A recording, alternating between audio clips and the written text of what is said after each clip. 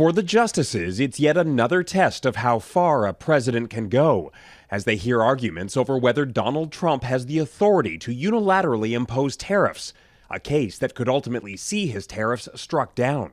If we are not allowed to use what other people use against us, there's no defense. It'll be a disaster for America. That's why I think I'm going to go to the Supreme Court to watch it. To justify his signature economic policy, Trump has used a law known as the International Emergency Economic Powers Act, claiming trade imbalances and fentanyl trafficking constitute national emergencies. For decades, our country has been looted, pillaged, raped, and plundered. The issue is that Trump bypassed Congress, which has authority over tariffs, leading lower courts to repeatedly rule the import duties illegal and unconstitutional.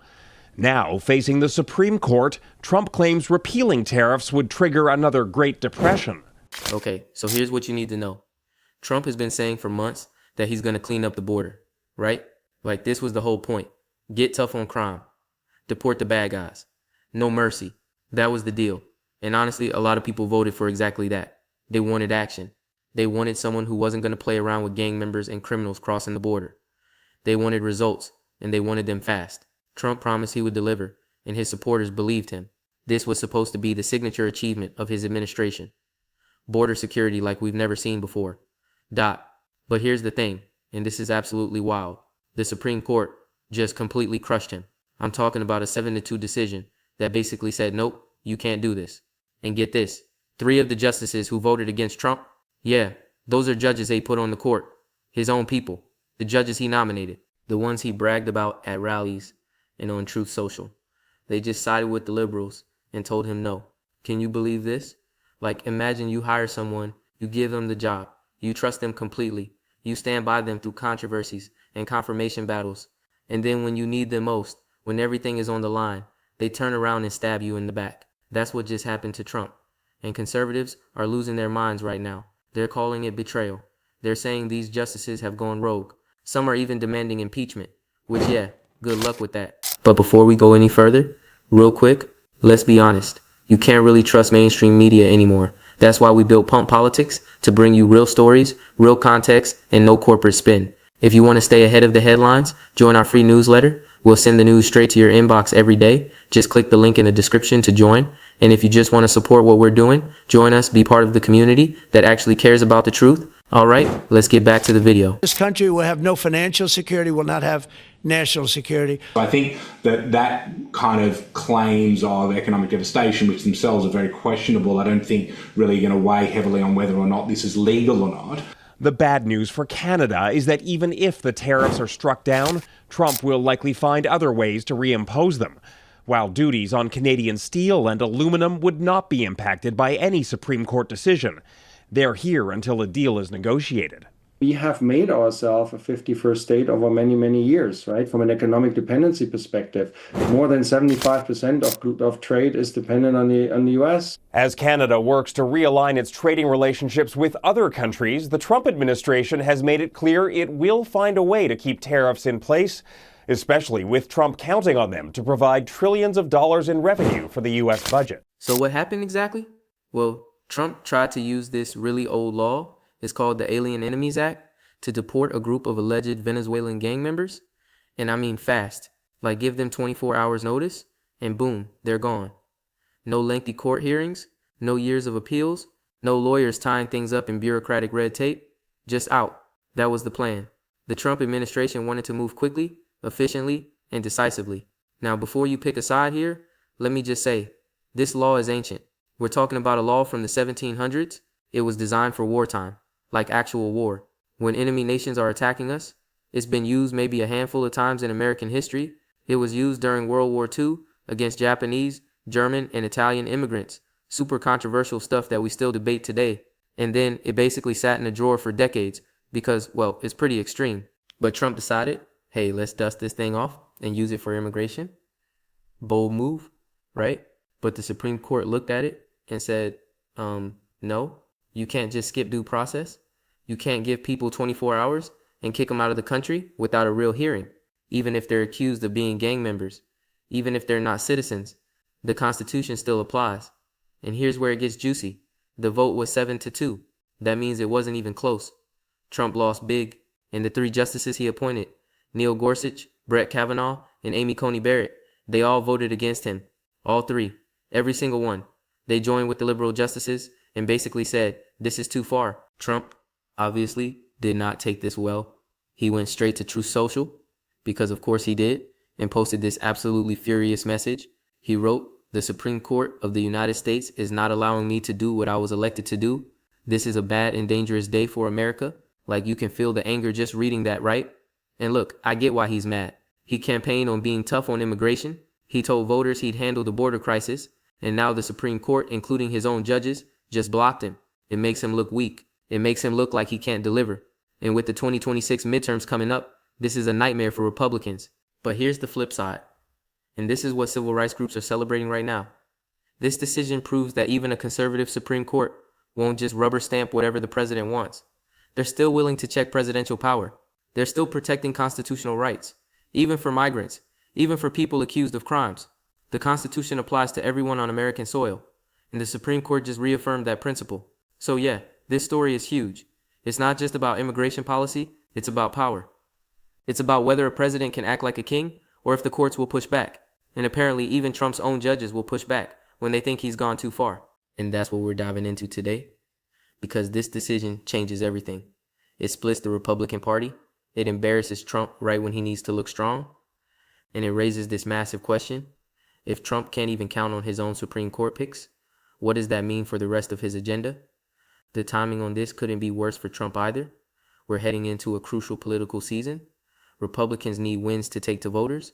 Instead, they're getting losses from their own judicial appointees. And the Democrats? Oh, they're eating this up. They're framing it as proof that Trump is too extreme, even for conservative judges. This is political gold for them. But beyond the politics, there's a real constitutional principle at stake here. It's about the fundamental question of how much power a president should have. Stick around, because this gets way more complicated than you think. Alright, so let's back up for a second and really dig into what happened here. Because the media is spinning this in a million different ways, and honestly, most people don't fully understand what the Supreme Court actually ruled on.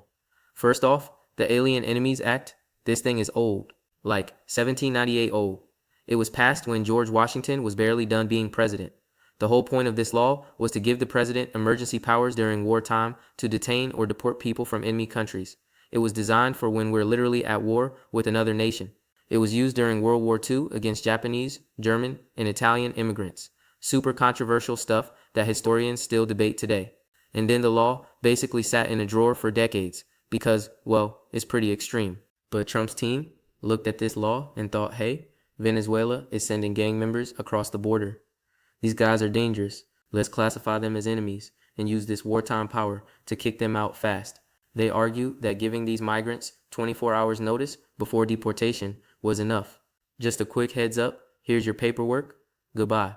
The problem? The Supreme Court said 24 hours isn't even close to enough time to prepare a defense. Imagine you're accused of being in a gang, which by the way, could be based on really flimsy evidence, and you get 1 day to find a lawyer, gather documents, and prove you're not dangerous. That's basically impossible. You can't get a lawyer that fast. You can't gather evidence that fast. You can't build any kind of defense in 24 hours. And here's where the constitutional issues come in. The Fifth Amendment says the government can't deprive anyone of life, liberty, or property without due process. And the word anyone doesn't just mean citizens. It means anyone on U.S. soil.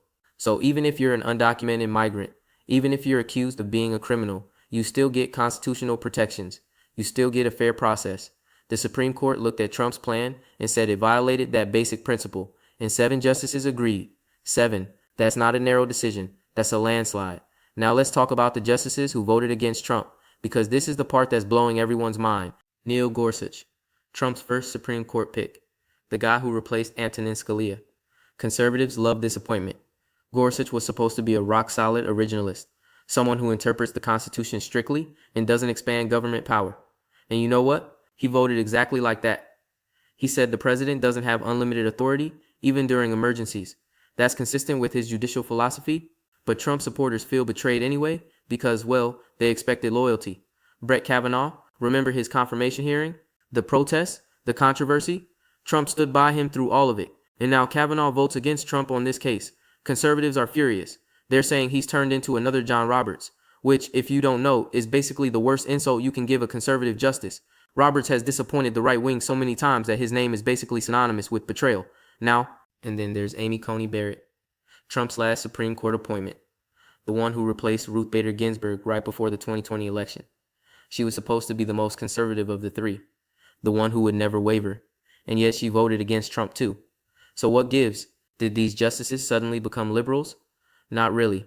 Here's the thing that Trump and his supporters don't seem to understand. Supreme Court justices have lifetime appointments. Once they're on the court, they don't owe anyone anything. They don't have to worry about getting reelected. They don't have to please the president who nominated them. They're supposed to rule based on the law and the Constitution, not based on political loyalty. That's the whole point of lifetime appointments.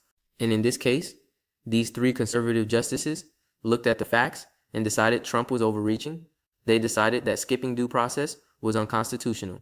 They put their interpretation of the law ahead of political pressure, which honestly is kind of how it's supposed to work, right? Like, we don't want justices who just do whatever the president tells them. We want an independent judiciary. That's the whole point of separation of powers.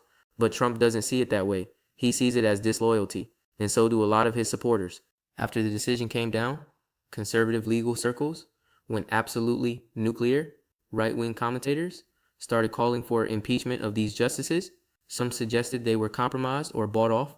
One prominent conservative lawyer said this decision betrayed the American people and the rule of law, which is ironic because following the Constitution is the rule of law, but whatever. Trump himself has been ranting about this for days. He's held rallies where he trashes the Supreme Court. He's posted dozens of messages on Truth Social attacking the decision. He's even floated the idea of ignoring the ruling, which, yeah, that's not how this works. The Supreme Court is the final word on constitutional questions. But here's what makes this even more interesting. This isn't the first time Trump-appointed judges have ruled against him. There's been a pattern building over the last year or so. Judges that Trump put on lower courts, federal district judges and appeals court judges, have also been ruling against his policies pretty regularly. They've blocked some of his executive orders. They've questioned his use of emergency powers. They've pushed back on attempts to bypass Congress. And every single time, Trump acts shocked and betrayed. It's like he thought appointing conservative judges meant appointing loyal soldiers. But that's not what he got. He got judges who have their own legal philosophies. And sometimes those philosophies conflict with what Trump wants to do. Now, civil rights groups are celebrating this decision. Organizations like the ACLU and immigrant advocacy groups are calling it a major victory. They're saying it proves that checks and balances still work, that even a conservative court will protect constitutional rights when they're threatened. And look, they have a point. If the Supreme Court had sided with Trump on this, it would have set a terrifying precedent. It would have meant the president could use wartime powers to deport people without real hearings. It would have gutted due process protections. And once you open that door, where does it stop? Today, it's alleged gang members from Venezuela. Tomorrow, it could be political dissidents or protesters, or anyone the government decides is an enemy. That's why this decision matters so much. It's not just about immigration. It's about limiting executive power. It's about making sure any president can't act like a dictator. But Trump's base doesn't see it that way. They see a president trying to protect America, and they see courts getting in the way.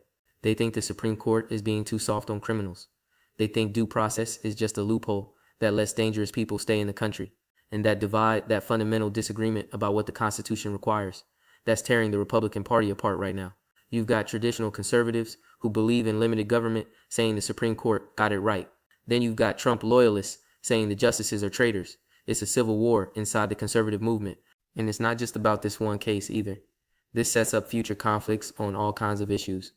Executive power, emergency declarations, immigration enforcement, national security. Every time Trump tries to push the limits, the courts are going to be there. And now we know, even conservative courts will push back. The question is, what does Trump do next? Does he accept the ruling and try a different approach? Does he keep fighting and risk more losses? Because knowing Trump, he's not just going to give up and move on. That's not his style. Okay, so let's break this down into the key takeaways, because there's a lot of moving parts here, and I want to make sure we're all on the same page about what this decision actually means. There are 3 big points we need to understand, 3 things that are going to shape politics for months and maybe years to come. So let's go through them one by one. Point 1, Trump's power has real limits, and even his own judges will enforce those limits. For years, Trump has been testing the boundaries of executive authority. He's used emergency declarations. He's issued executive orders that push constitutional limits. He's tried to act unilaterally on everything from immigration to trade to foreign policy. and a lot of the time he's gotten away with it. Courts have been slow to stop him. Congress hasn't pushed back much. He's basically been doing whatever he wants. But this Supreme Court decision is a huge red flag for Trump. It shows that even a conservative court, even a court where he appointed 3 justices, won't just rubber stamp his agenda. They'll push back when he goes too far.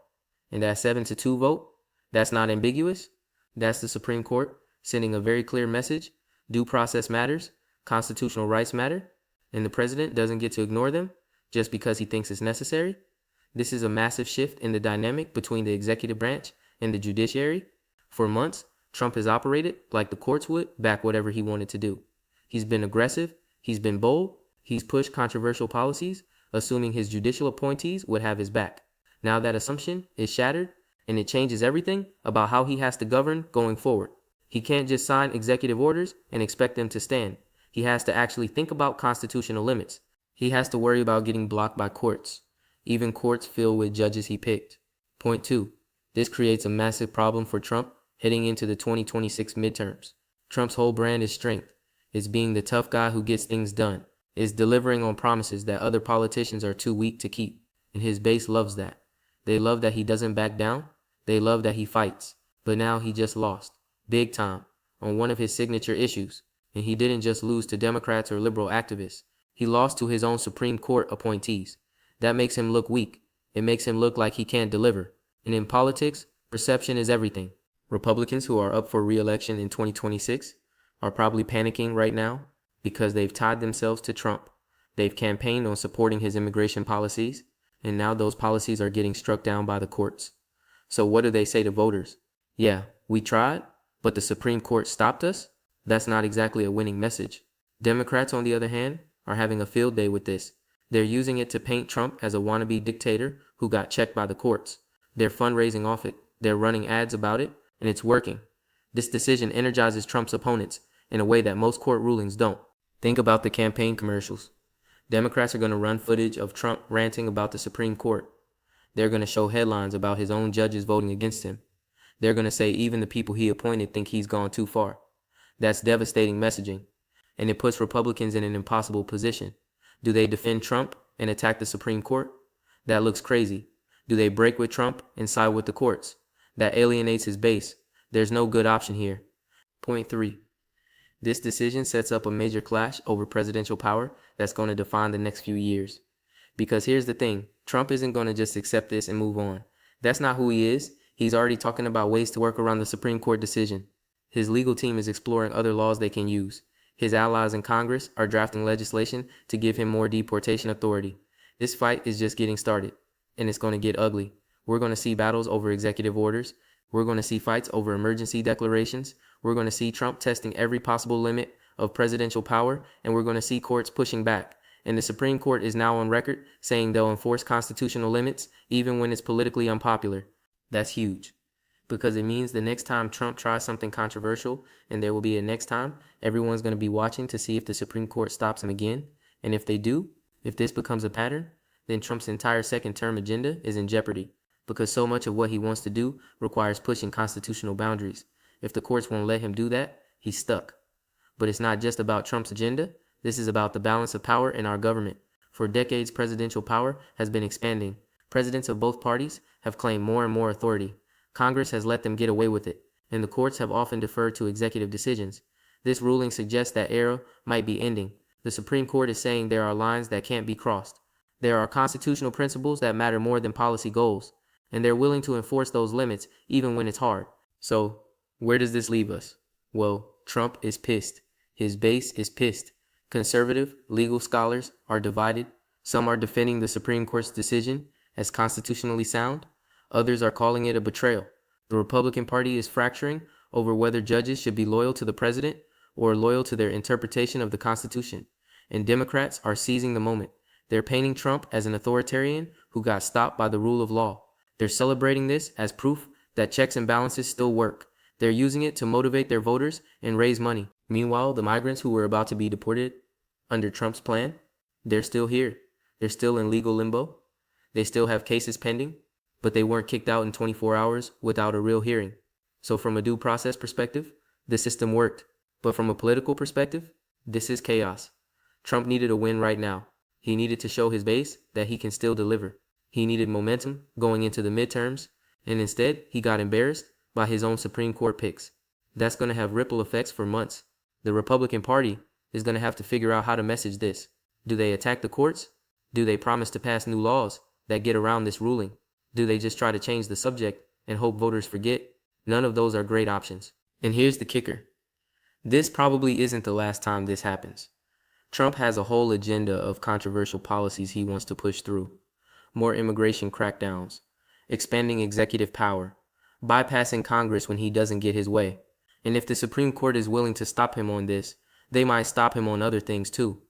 Every policy initiative is now at risk of being challenged in court, and Trump can't count on conservative judges to back him up anymore. That's a game changer. So yeah, buckle up, because this is just the beginning of what's going to be a wild ride. Trump versus his own judges, the president versus the courts, and the 2026 midterms are going to be a referendum on all of it. This is the kind of story that changes the political landscape, and we're going to be talking about it for a long time. Legal scholars are going to write books about this case. Political analysts are going to debate what it means for years, and voters are going to have to decide, do they want a president with unlimited power, or do they want constitutional limits that apply to everyone? That's the choice this decision has laid bare, and it's a choice we're all going to have to make. So that's the breakdown. Supreme Court crushes Trump in a 7-2 decision. His own appointees vote against him. Constitutional rights win out over executive power, and Trump's path forward just got a whole lot more complicated. The entire Republican strategy for 2026 might need to be rethought, and Trump's image as the unstoppable force in politics just took a serious hit. Thanks for watching. If you want to stay updated on how this plays out, because trust me, it's going to play out in about a dozen different ways, make sure you're subscribed, because we're going to cover every twist and turn as this story develops, every Trump rally where he attacks the court, every Republican response, every legal challenge that comes next. This story is far from over. See you in the next one.